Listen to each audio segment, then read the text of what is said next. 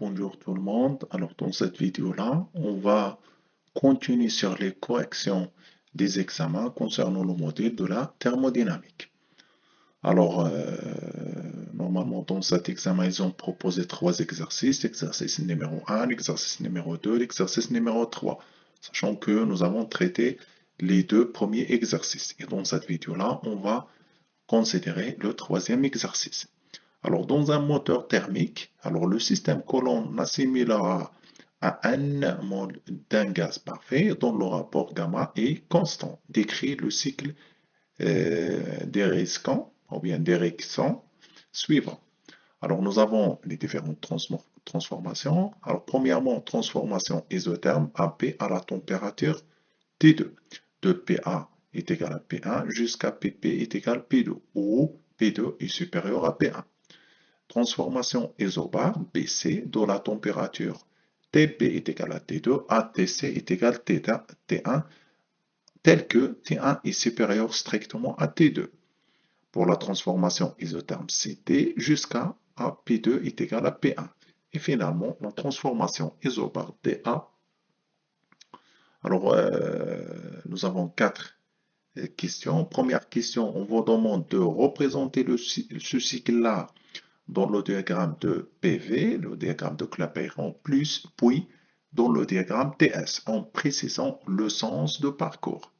Deuxièmement, évaluer le travail échangé avec le milieu extérieur et montrer que l'on le met sous cette forme-là, W, le travail est égal à moins 1 RT1 fois 1 facteur de 1 moins T2 sur T1 et ln de P2 sur P1.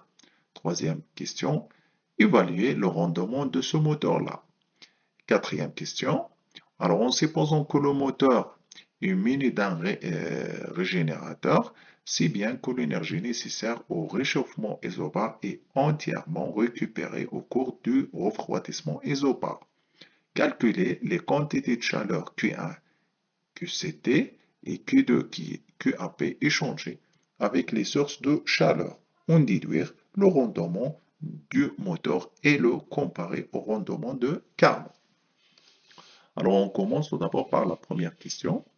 Voilà, tout d'abord, nous avons ce cycle-là d'Erickson. Alors, il est normalement constitué par quatre différentes transformations. Transformation AP, PC, CT, TA. Premièrement, on va représenter ce cycle-là dans le diagramme de Clapeyron et puis dans le diagramme de TS. Alors, on commence tout d'abord par le diagramme de Clapeyron, P en fonction de V. Alors, maintenant, qu'est-ce qu'on va faire? Alors, on commence par première transformation. Et isotherme AP, et bien sûr, puis isobare PC, CT et TA. Donc, avant de représenter, on va faire normalement un petit calcul. Bien sûr, pour connaître comment on va normalement représenter ces différentes transformations dans les deux diagrammes. Alors, par définition, nous avons D de S est égal à D de Q sur T. Et D de Q, c'est NCP dt plus HDP. Et puisque nous avons ici sur T, donc on va diviser cette quantité-là, qui est normalement NCP dt plus HDP par T. Ce qui nous donne que TS est égal à NCP dt sur T plus HDP sur T. Donc, à pression constante, voilà, pour la transformation, bien les transformations isobares, P constante, nous avons que D de S est égal à D de Q. Alors, directement, cette quantité-là tombe vers 0, puisque P égale une valeur constante, donc directement dP est égal à 0, et finalement, il nous reste ds est égal à d de q sur t est égal à 1cp dt. Alors bien sûr, qu'est-ce qu'on va faire? On va calculer l'intégrale, ou bien la primitive de cette fonction-là. Alors ds, ça nous donne s moins 1, 0, et l'intégrale de 1cp dt, ça nous donne 1cp, l'intégrale de dt sur t, qui est normalement ln de t, et toujours entre la température finale, par exemple T, sur la température initiale T0. D'où on peut déduire que T, à partir de cette quantité-là, à partir de cette expression-là, que T est égal à T0 exponentielle moins S0 sur 1CP fois exponentielle de S sur 1CP. À savoir que S0, N, CP, normalement, ce sont des valeurs bien déterminées, ce sont des valeurs constantes. Donc, on va, et bien sûr, T0, c'est une valeur constante, c'est une valeur donnée. Alors, cette quantité-là, normalement, égale à une valeur constante. Et qu'est-ce qu'il nous reste? L'exponentielle de S sur N, CP. D'où on peut déduire que la transformation isobare dans le diagramme TS, normalement, c'est une exponentielle croissante. Voilà. Voilà. Alors maintenant, on va représenter ces différentes transformations. Alors pour la transformation isotherme, voilà AP, voilà la transformation, comment présenter une transformation isotherme dans le diagramme de Clapeyron. Voilà. Donc voilà ici isotherme. Ici nous avons isobar, bien sûr, c'est une ligne horizontale, BC. Puis nous avons une transformation isotherme CT, voilà, et DA. Et bien sûr, il faut respecter le sens. Donc nous avons A de A vers B, B vers C, C vers D et D sur A. Alors voilà, maintenant nous avons représenté ces différentes transformations dans le diagramme dans le diagramme PV, le diagramme de Clapeyron. Maintenant, on va faire la même étude pour le diagramme dans le diagramme de TS. À savoir que nous avons démontré que T, pour présenter une transformation isotherme dans le diagramme, bien normalement dans le diagramme TS, pour la transformation, pardon, isobar, on va représenter par une fonction exponentielle croissante. Alors voilà, A et P, nous avons une transformation isotherme, c'est-à-dire que T est égal à une constante, voilà, T2. De P et C, nous avons une transformation isobar, voilà. Normalement, on va représenter cette transformation par une fonction exponentielle croissante, voilà. De même, CT isotherme, c'est-à-dire se fait à une température constante T1, et DA, c'est une transformation isobar, c'est une normalement transformation représentée par une fonction exponentielle croissante. Alors maintenant, nous avons représenté ces différentes transformations dans les deux diagrammes. Maintenant, on va passer à la deuxième question. Évaluer le travail échangé avec le milieu extérieur et on va montrer que ce travail-là, il s'écrit sous cette forme-là. Alors, tout d'abord, nous avons AP, c'est une compression isotherme. Lorsqu'on parle de transformation isotherme, toujours T est égal à une constante qui est normalement T2. Alors, par définition, dW est égal à PTV. Qu'est-ce qu'on va faire? On va remplacer, puisque nous avons considéré que ce gaz-là, c'est un gaz parfait. Par conséquent, que PV est égal à nRT. Finalement, on va déduire que P est égal à nRT sur V. Sachant ici qu'on va travailler à une température T est égal à T2. Donc, ça nous donne moins nRT2 dV sur V. Alors, pour calculer le travail de A vers B, toujours on va garder ce moins nRT2, voilà. Donc, on va sortir cette quantité-là de l'intégrale puisque T, N, R et T sont des valeurs constantes. Et qu'est-ce qu'il nous reste? D de V sur V. Toujours, bien sûr, entre le volume initial VA et le volume final VP dans cette transformation-là AP. Alors, W AP est égal à moins nRT2, sachant que l'intégrale de dV sur V, ça nous donne ln de VP sur VA. Or, nous avons, puisque cette transformation, c'est une transformation isotherme, par conséquent, que PV est égal à une constante, donc cela montre que PAVA est égal à PP, VP est égal à nRT2. Finalement, on peut déduire que VP sur VA est égal à PA sur PP, et bien sûr PACP1, PBCP2. Finalement, on trouve que WAP est égal à moins RT2 ln de P1 sur P2. Alors pour la deuxième transformation, BC, échauffement isobar, P est égal à P2. Donc nous avons delta W est égal à moins PTV, savoir que P est égal à P2, donc ça nous donne moins P2 DV, et bien sûr, donc WBC est égal à moins P2, l'intégrale de DV entre VP et VC, ça nous donne WPC est égal à moins P2, VC moins VB. Alors, or, PV, normalement, VP, PP est égal à NRTP. Alors, NRTP, TP, c'est T2. Et bien sûr, V2, c'est VP. Donc, ce qui nous donne que VP est égal à NRT2 sur P2. De même, nous avons VC est égal à NRT1 sur P2. Et finalement, on va trouver que WPC est égal à moins NR T1 moins T2. Pour la transformation CD, c'est une détente isotherme où nous avons T est égal à T1. On trouve, bien sûr, on va suivre les mêmes étapes que nous avons utilisées ici. On peut déduire facilement que WCT est égal à moins NRT1. Alors ici, nous avons trouvé moins NRT2. Ici, nous avons moins NRT1 et ln de P2 sur P1, sachant ici que nous avons trouvé P1 sur P2. Pour la transformation TA, au refroidissement isobar, P est égal à P1. Alors, de la même manière que nous avons démontré ici, on va trouver que WTA est égal à moins NR, ça, ici T2 moins T1.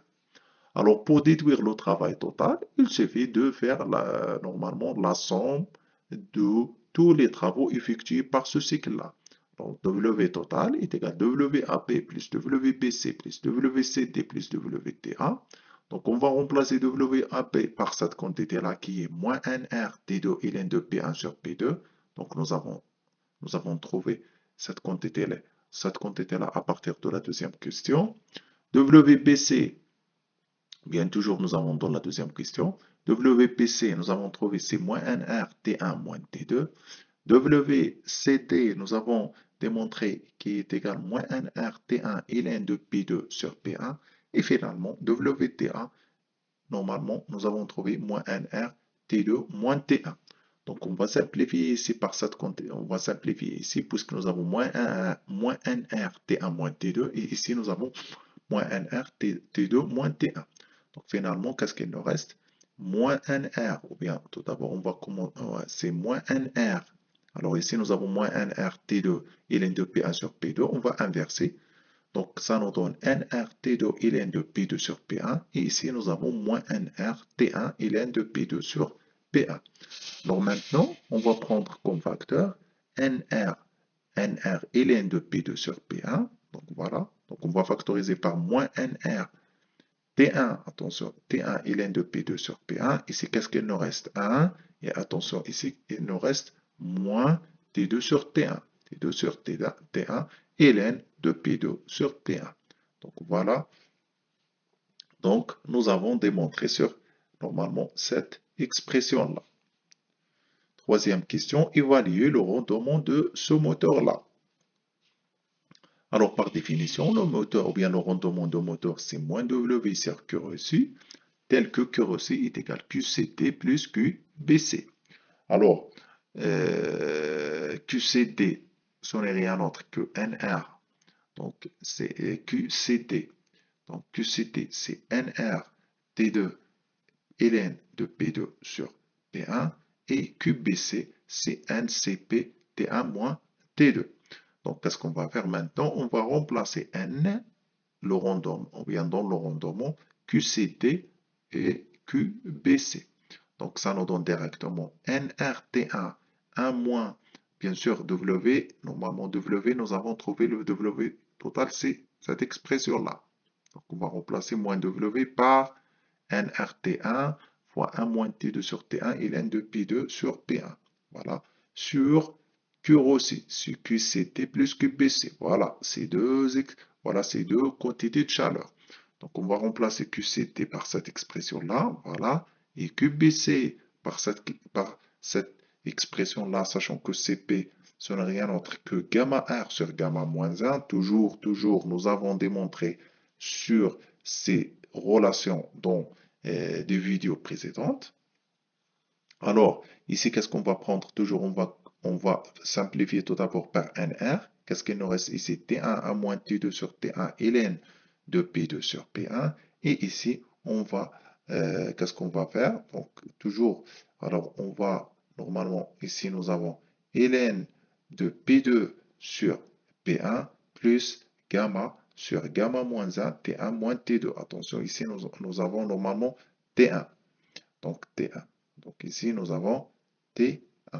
J'ai oublié ici, voilà T1, nous avons T1. Et cette quantité-là, c'est inférieur à 1 moins T2 sur T1. Dernière question. Alors, en supposant que le moteur est muni d'un régénérateur, si bien que l'énergie nécessaire au réchauffement isobar est entièrement récupéré au cours de refroidissement isobar. Calculer les quantités de chaleur Q1 qui est égal à QCT et Q2 qui est égal à QAP échangés avec les sources de chaleur et en déduire le rendement de ce moteur-là et comparer au rendement de Carnot. Alors voilà pour un gaz parfait, DUI c'est un CV dt. Maintenant, on va établir l'expression de la quantité de chaleur échangée avec la source chaude. Alors, nous avons tout d'abord une transformation isotherme. T est égal à une constante. Cela montre que DU est égal à 0. Et par conséquent, donc Q est égal à moins W. Toujours, nous avons à température constante pour les gaz parfaits, nous avons cette expression-là, que la chaleur est égale à moins W. À savoir que d'après les données que QCD est égal à Q1, ce qui nous donne que moins WCT, et bien sûr QCT est égal, Q1 est égal à moins WCT. Et par conséquent, que QCD est égal à Q1, c'est moins WCD. Est égal à moins WCD. Et on va remplacer, bien sûr, nous avons calculé WCT ici. Nous avons trouvé moins NRTA et ln de P2 sur P1. Par conséquent, donc QCD qui est égal à Q1, ça nous donne NRT1 et ln de P2 sur P1. Finalement, on peut déduire que Q1 est égal à NRT1 et ln de P2 sur P1. Alors maintenant, on va faire la même chose. Mais dans ce cas-là, pour la quantité de chaleur, ou bien le transfert thermique échangé entre le système thermodynamique avec la source froide. Alors nous avons QC est également WAP. Et bien sûr, nous avons calculé WAP. Nous avons trouvé moins NRT2 et ln de P1 sur P2. Puisque nous avons ici moins, donc on va prendre Q2 est égal à NRT2 et ln de P1 sur P2. Donc, d'après la définition du rendement que N, le rendement est égal à moins W sur Q1. Donc, moins W, ce n'est rien d'autre que normalement c'est Q1 plus Q2. Voilà. Donc, normalement c'est Q1 plus Q2. Et finalement, donc nous avons moins W, c'est Q1 plus Q2. Et nous avons ici sur Q1.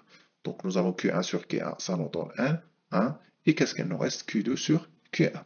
Alors voilà, donc on va développer cette quantité-là. Alors voilà, on va garder ici 1 et on va remplacer Q2 par Q et Q1.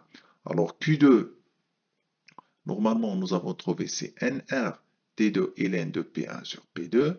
De la même manière, Q1, nous avons démontré NR T1 et ln de P2 sur P1. Alors maintenant, on va simplifier par NR et nous avons ici ln de P1 sur P2 et ici, nous avons ln de P2 sur P1. Donc cette quantité-là est égale à moins cette quantité-là. Donc on va simplifier tout d'abord par NR, on va simplifier par ln de P1 sur P2 et ln de P1 sur P2. Mais attention, il faut garder un signe moins parce que cette quantité-là est égale à moins cette quantité-là est égale à moins T2 sur T1.